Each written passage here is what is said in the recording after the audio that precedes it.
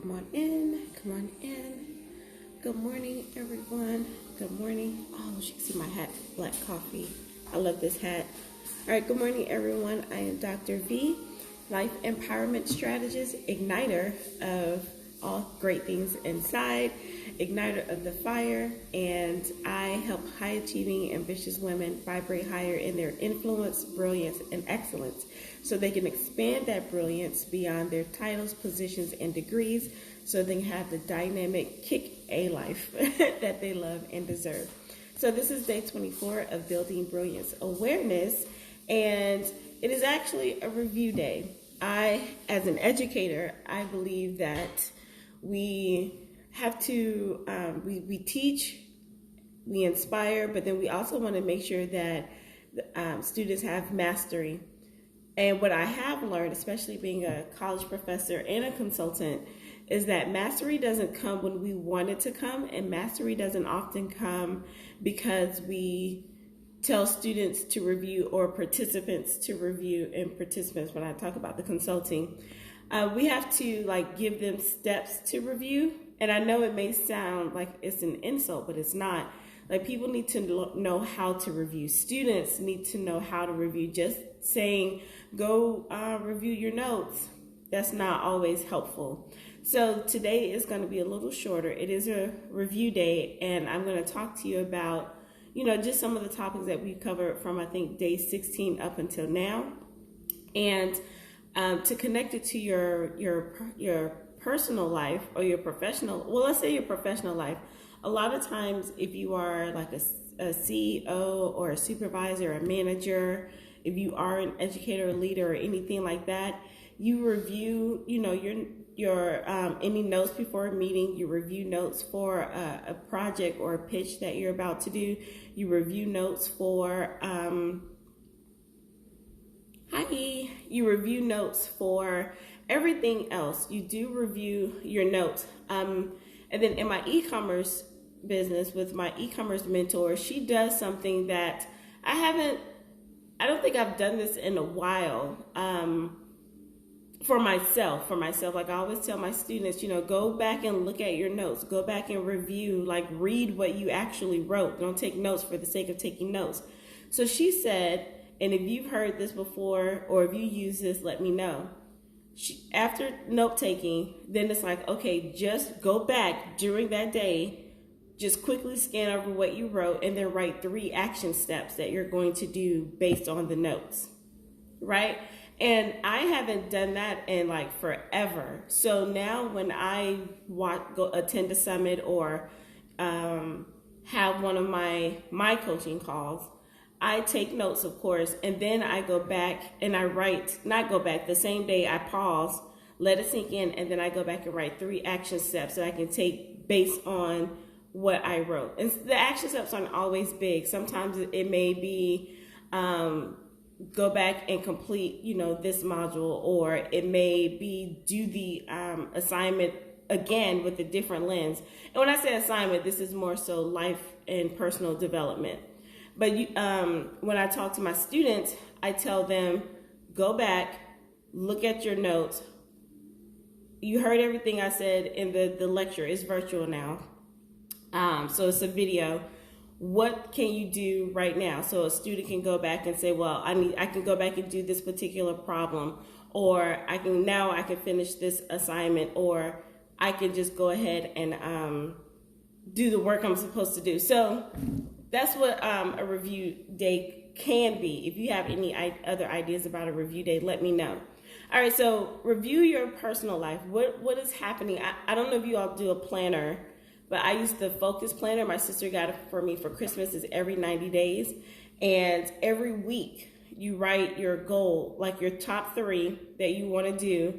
And then, you time block, and then you can write some notes. And then at the end of the week, it does the review. So I used to have planners that had a month in review, and you would go and answer these questions. I thought that was great. But then this one is a weekly review, and you have to go back. Oh man, I should have picked it up for you so I can read them to you. But it says, it's well, what have you done in the area of sleep, health, your personal goals, your professional goals, and then what did you put off that you need to stop putting off? What worked, what didn't work, what can you do better every single week? And then we wonder how like successful people are at the top of their game is because they always go review. Now, a lot of us who are ambitious and success driven and all of that, we keep going forward, and there's nothing wrong with that. That's why we are where we are. But then I wonder how many of us, and I'm included, actually turn back and say, one, what are the lessons learned? I mean, like really, not like this whole life, what did I learn from this situation? No, from that week. What were the lessons learned from that week that I can adjust for the next week? And I was guilty of this. I used to do, like I said, it was monthly, but then it's so much happens in a month. You know, it's a lot going on. But if you do that every single week, yes, you know what? I know. Hold on.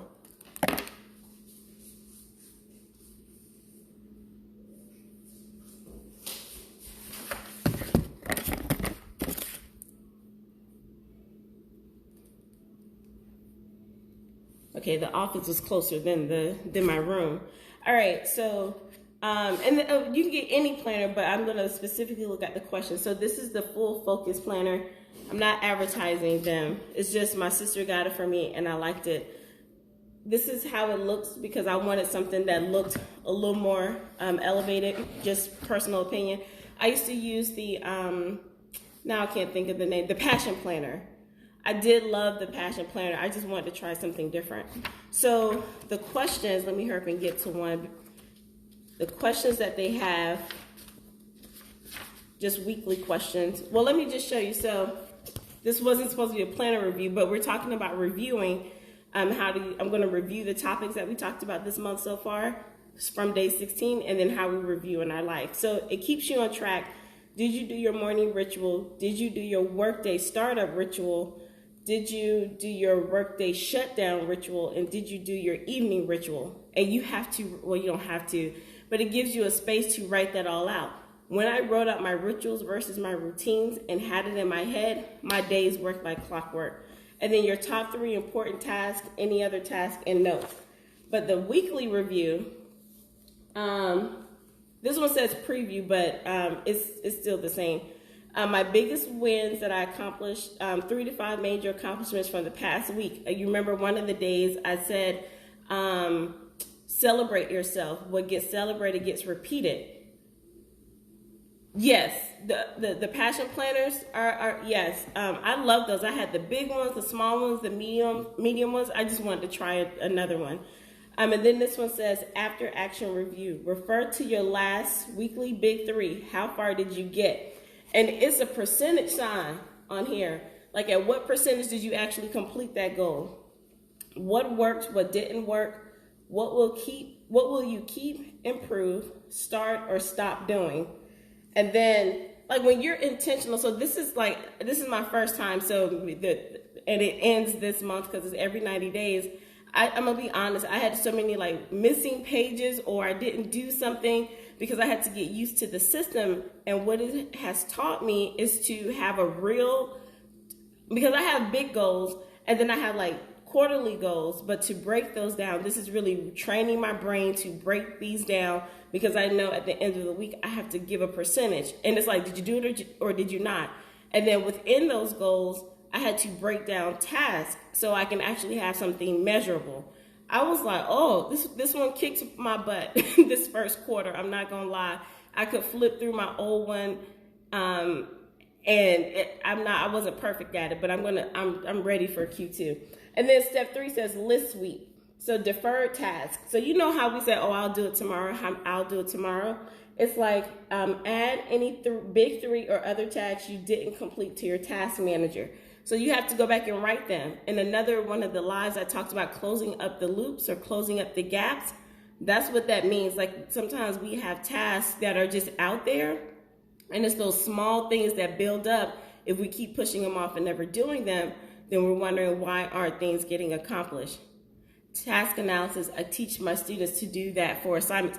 Right, we do this stuff for other people.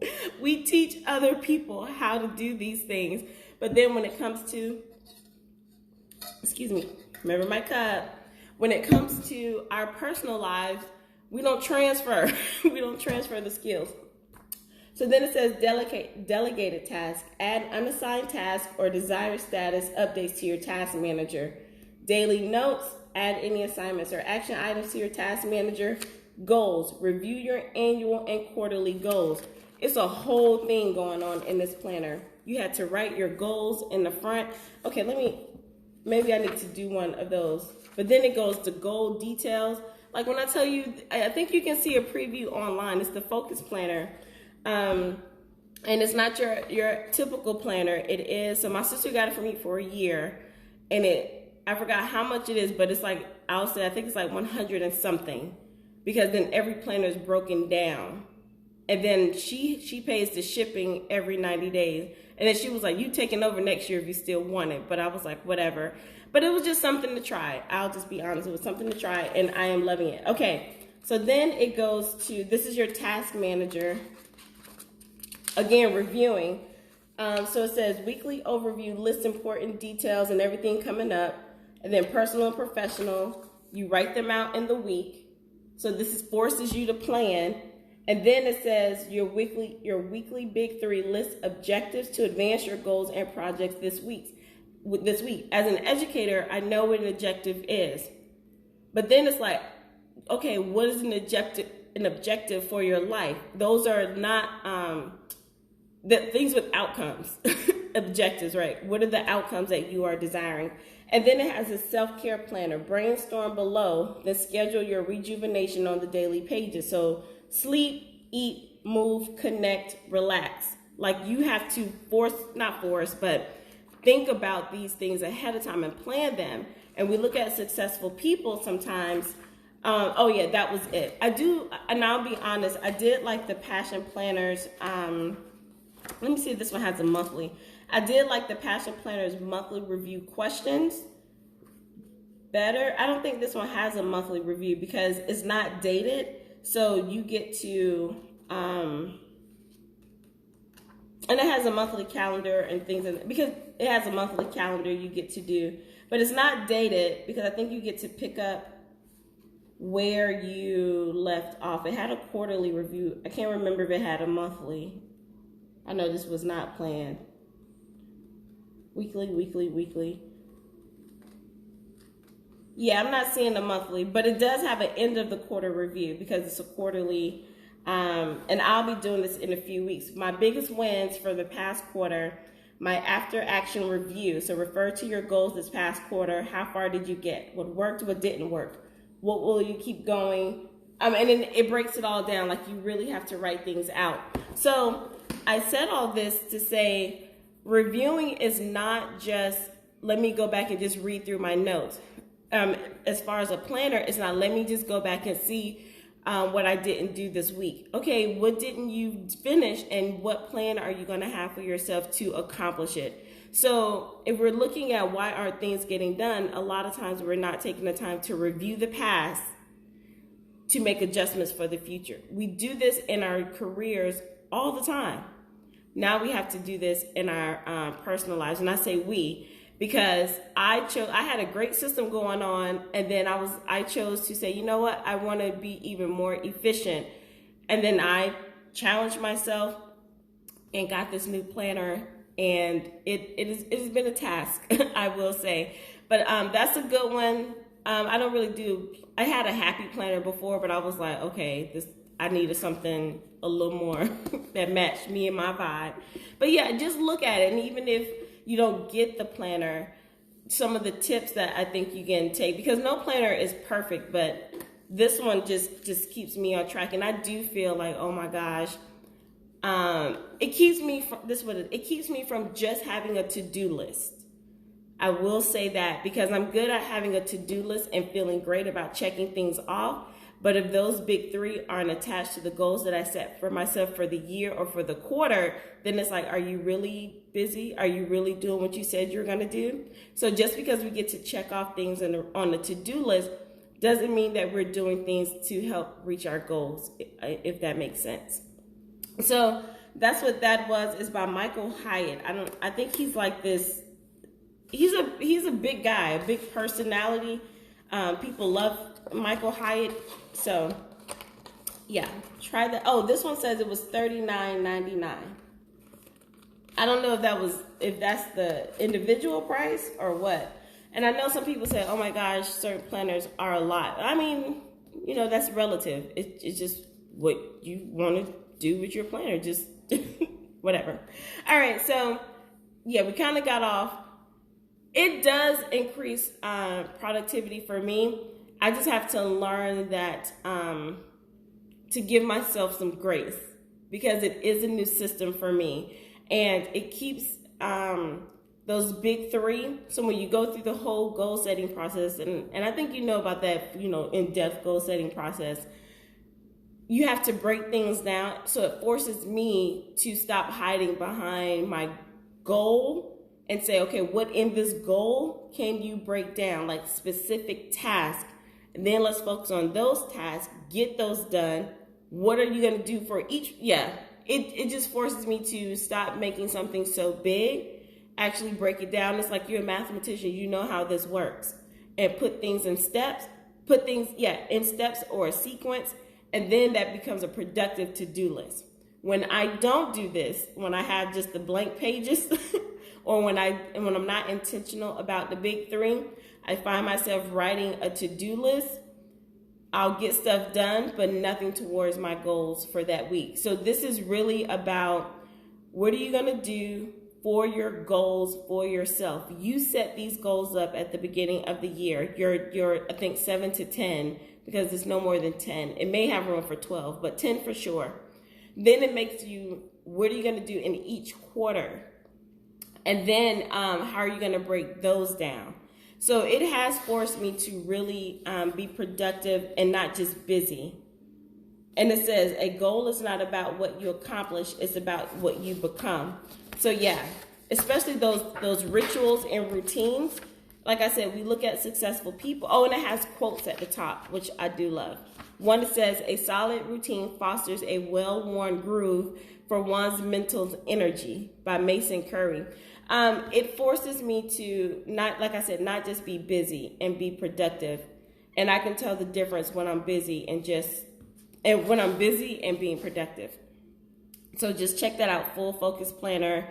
It's a little intense, but if you're really good with systems and things like that, it could work. All right, so quickly review day, because this one's supposed to be short because it is review day. On day 16, we talked about how to retrain your fears. And it's not like fears are never going to go away. It's just how you approach them, because fear is an emotion like everything else, but we allow it to stop us so much. Day 17, we talked about reaching out to 4 people and letting them know that you support them. We always want people to support us, and that's great, but we also have to support people, whether that's liking something on their social media, signing up for something that they have, commenting on their posts, or sending them a message if they're not on social media. So just finding ways to support for other people. Day 18, we talked about being celebrated. Celebrate yourself. I hope you continue that. So don't be like me. This is what I tell my clients when I first started this growth journey. I would do something and say, okay, I did it, and checked it off like it was an assignment. But it's not just an assignment, things that you have to constantly do. And that's one thing about the education system. And again, I get to say this because I have K-12 and higher ed experience. Sometimes we focus so much on just getting the assignment done and not really learning and not doing the deep learning. And that's just the way the system is set up. Like some educators do want that deep learning and all of that, but the system sometimes doesn't allow us to help students get that deep learning and mastery like we want to. So we are conditioned to just get the assignment done and keep moving. I wish we could change that. I mean, we probably can. It would be just a bigger, I don't want to say fight, but it'd be a battle, but we can do this in our personal lives. All right, day 19, that was a self-care day. Day 20, I said, what are 2 things that you can do to level up for the next 90 days? The next quarter is coming up, so don't wait until the next quarter starts. Start thinking now. and do something in your personal life and do something in your professional life. Like a lot of us got professional unlocked, but what about the personal life? What can we up level in the next 90 days? Day 21, we talked about those, make a list of the small things that keep you from reaching your next level. If we sit within ourselves for a little while, we know what we're tolerating, those small things. I talked about the junk drawer, sometimes that's over there that we just don't touch. I told you all there's a section in my office that needs attention, but it's like, why haven't you done that, right? So it's like, if we keep letting those small things that we're tolerating in our lives, that goes into our subconscious.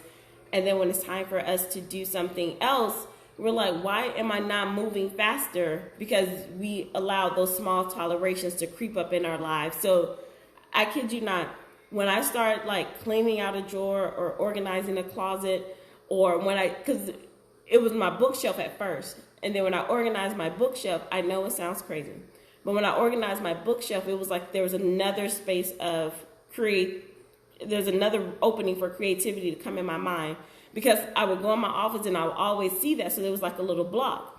I can tell when I do that in any other area of my life. So I need to do that for that little shelf that's in my office.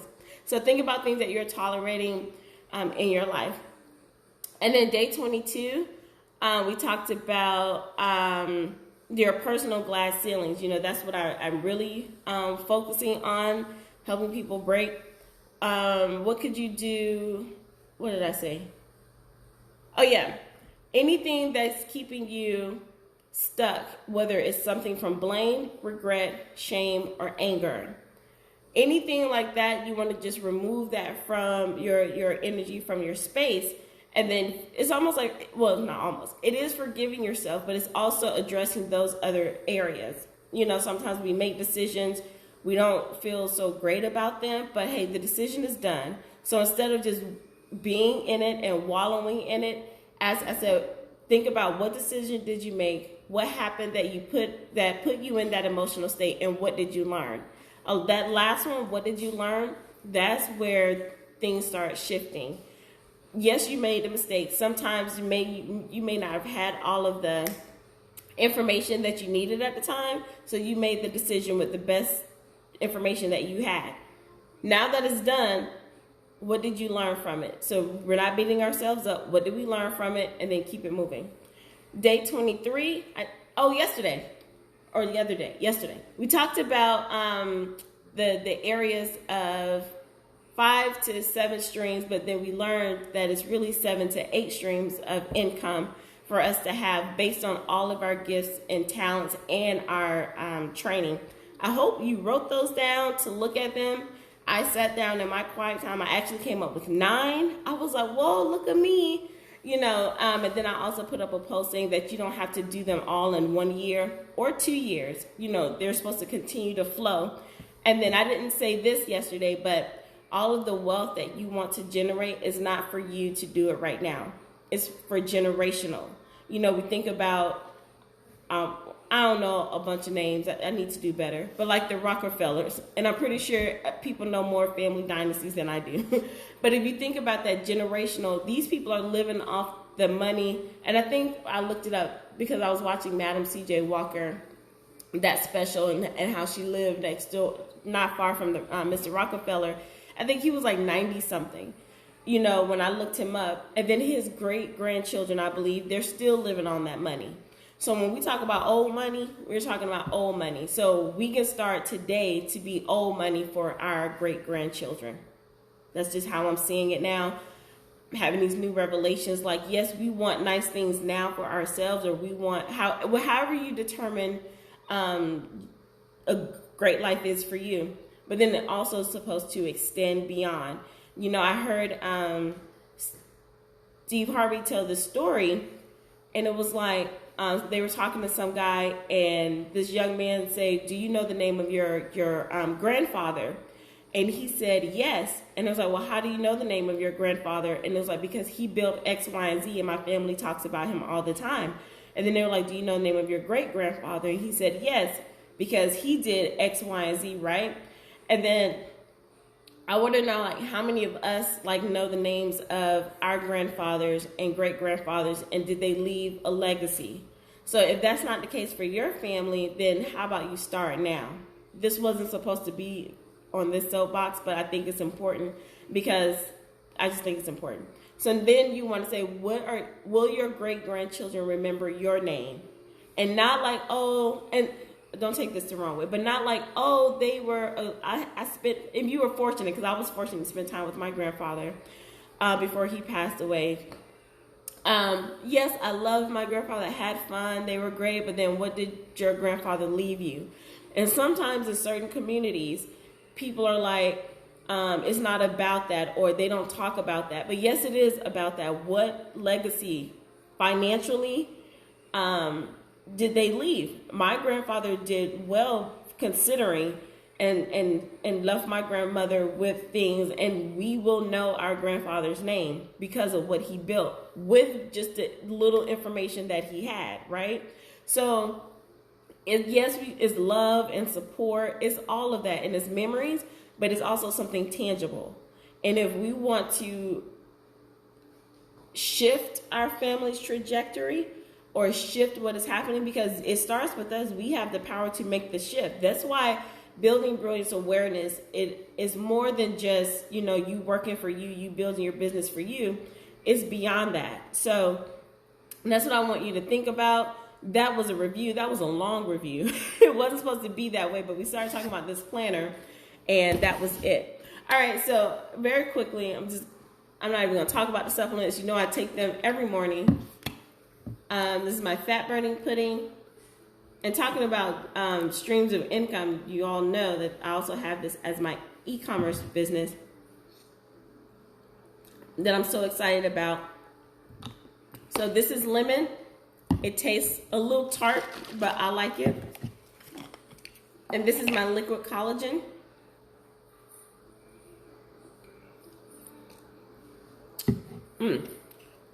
People say it's sweet. It's not that sweet to me, but I like it. This is especially formulated for the skin.